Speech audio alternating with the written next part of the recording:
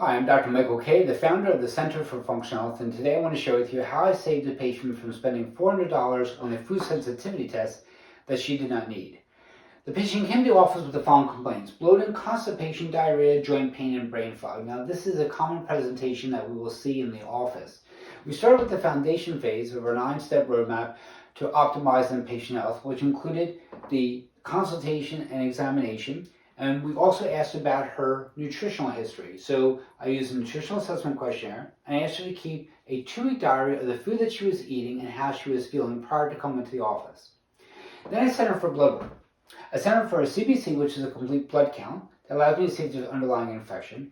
A CMP, which is a comprehensive metabolic panel, allows me to look at the markers associated with her liver and kidneys.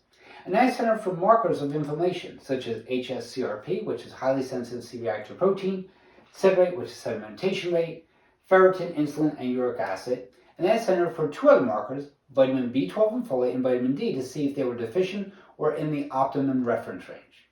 Lo and behold, the markers of inflammation came back elevated, and then the markers of vitamin D and vitamin B12 came back on the lower side of optimization.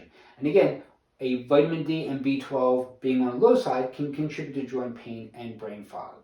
So we started her on an anti-inflammatory nutritional protocol, and we supported her with vitamin B12 and vitamin D dosages based upon the result of her blood work.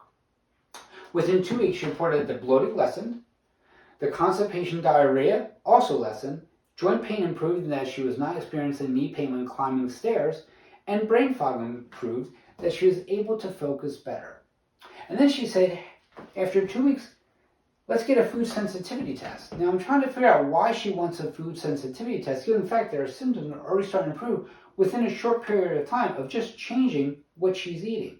And she said she saw a post by another practitioner who stated that if a patient gets a food sensitivity test, they can find out exactly what foods they're sensitive to, and then no longer eat those foods and then feel better. And here's the problem with that. That's not always true. In fact, it's often more not true than actually true. So it's generally recommended to only test for food sensitivities or intolerances after you've experienced a symptom of a significant potential problem. A lot of these food sensitivities tests don't hold clinical utility, meaning they often come back a false positive. And that means so many of the foods come back positive that the patient is sensitive to, but in reality, that maybe they're not. In fact, we find that when we can improve a patient's gut health, those sensitivities to foods are no longer sensitive. So we moved into the second phase where we're rebooting. So we start working on her gut health. We started working on her sleep and her stress, which played an important role in the outcome. And her energy and metabolism, her energy started to improve, and that really happened after the vitamin D and vitamin B12 supplements, and the fact that these symptoms were also improving. She was able to sleep better. So this began this improvement in energy. Lastly, we began to work on the optimization phase: movement and mindfulness, mindset, and immune resilience.